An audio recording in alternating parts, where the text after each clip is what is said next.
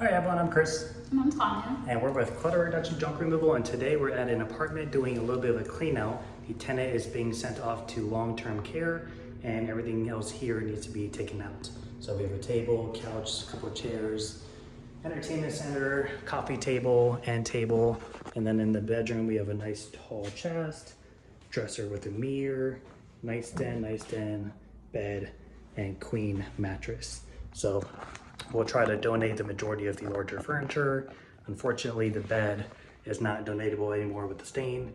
Neither is the headboard, which means the whole frame isn't, because you can't donate just a frame without a headboard. So we're gonna go ahead and bring everything down on our dollies and hand trucks and speed pack for the smaller stuff. Try to get out of here pretty quick because it's a 55+ community and we don't want to block parking for too long. So we're gonna go ahead and get started, and we'll show you some of our tips and tricks and techniques along the way.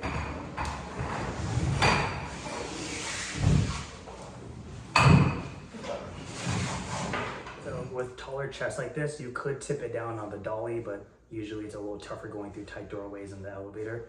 What I actually prefer to do is use the hand truck. So to avoid scratching the floor, I'm gonna push up on the piece so it's off the ground, and then slide the dolly underneath it. That way you don't scratch up the floor by shoving the hand truck underneath it, because most hand trucks are metal and metal on surface isn't good. Now, this is a heavier chest, so if you're not comfortable using a hand truck like this, stick to a dolly, lay it down, figure it out when you get to the elevator. But I'm basically going to put my foot down on the axle with the hand truck, pull back on the piece with my grip, put my body weight into it, bring it up, and then I'll hold it tight with me as I circle out to get out of here. So I got the piece. Scooch it all back. Out the door.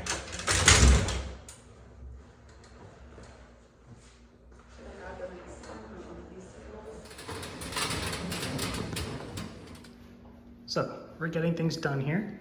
I just told Tanya that a good way with this piece, it's good what she did, but if she wanted to make it just a little bit safer, she could turn it sideways since it is a rectangular piece.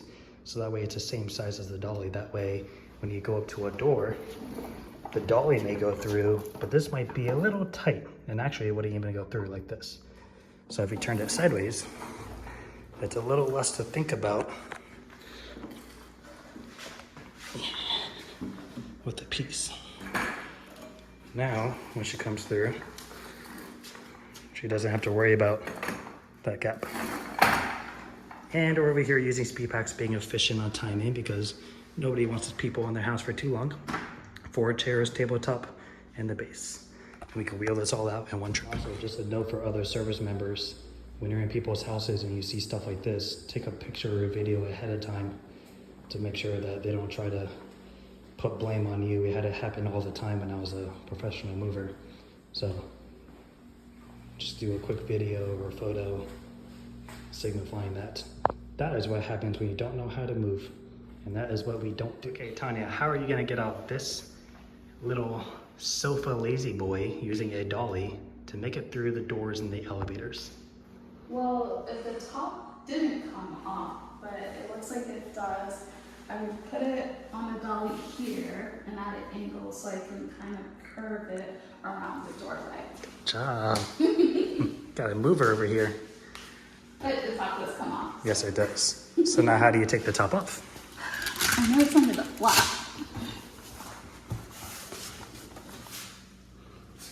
Sorry. Yep. I know there's 2 clips. Yep. I'll speed up the process for you. Yeah. If you hold this up, they are right here. So up here is the clip. And what you want to do is this little spring right here. You can hear me kind of flicking it. This spring lifts towards the seat itself, which lifts this top piece away, because there's little inserts in here.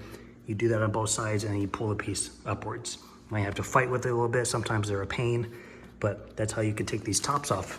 And at that moment, we would still put the dolly on the side. You just don't have to worry about hooking it out the door now. But the reason you put it on the side is you could do it on the front if you needed to. Maybe like if the sides went like this, then you could put it on the front because this is your most flat surface area. Why I don't normally like to put it there though is typically the bulgy part will affect the dolly, and because it's a squishy side, it could be unstable if it's a heavier chair. But typically, if it's not too much of a slant, this is your most secure, stable, flat part.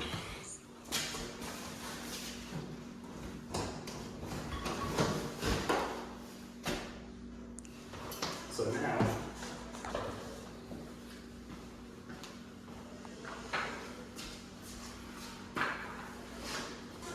piece down, and that's it. So when we have mattresses, headboards, box springs, all these flat, tall, big pieces, especially mattresses, they're hard. If you've ever had to pull a king, for example, throughout an apartment building, they're really heavy, floppy, and they're hard to grip. But if you get yourself some mattress bars like this that sit on the dolly absorbs the weight. The mattress bars keep the mattress from flipping side to side. You can also use this for glass tops, granite tops, tabletops, all those fun things. So, super easy way to handle mattresses. Grab them from the side, pull them upwards.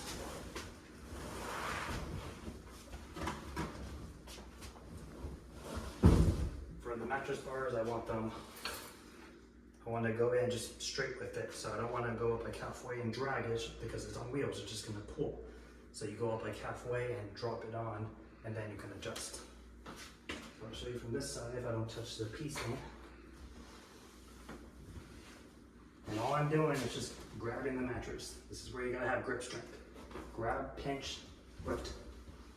So grab down kind of low so I can lift it up high. Angle through, drop it down. Make it a little bit more even. Now we can move on to the bed pieces. So we can typically put a couple of things with this. You can't usually do a mattress and a box spring unless it's the thin ones. So usually we'll put like the headboard with it or the side rails with it. Number one, it minimizes trips. Number two, it also helps secure the mattress because if the mattress doesn't perfectly fill the mattress bars, that extra gap is gonna allow it to move around. So if you can fill it in with something, then all the better. So, I haven't had these in a while, but these literally just pop right apart.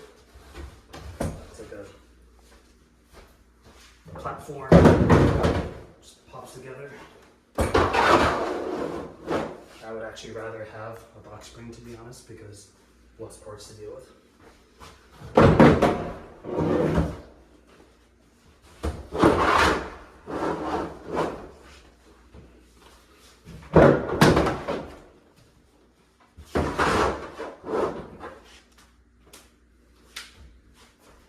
And then usually you can actually just leave this all together unless it's gonna break apart on us like it does over here. So disregard that. I'll take it all apart.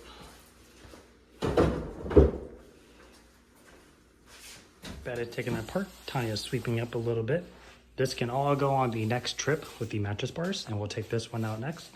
So when it comes to mirrors and dressers, I was just telling Tanya, I recently saw a post where a junk removal company was taking this out with the mirror attached through an apartment building, and I could not fathom why, because these things aren't meant to be moved with it on top. They can sway back and forth, and if they snap off, now you have a mirror that's potentially 25 to 75 pounds flinging off the side, smacking the wall, smacking a door frame, hitting somebody, and that's just not good. So I highly advise you always take these off, even if they're a little bit of a pain, and they're usually pretty straightforward. So you move the dresser away from the wall, and then you have these rods here. Usually they're Phillips.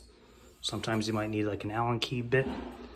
Every now and then they'll toss in a Phillips head or a flat head, which is annoying. But you literally just pop this off and the mirror comes off, and guess what? We're gonna put it with the next mattress bar. Another option for a taller piece like this or longer is to put it up on its side. As long as it clears the door, which this one did. If it didn't, we've talked about that before with using a drag pad to get it out of doors. But this is a great way to minimize having to get stuck in situations like this hallway. If I were to go out straight with the piece, being that it's a little bit more blocky, I likely wouldn't be able to cut without hitting the wall and clearing the door frame. But this way, we can just bring it straight on out. And all you gotta do is make sure you keep control of it so it doesn't tip one of two ways.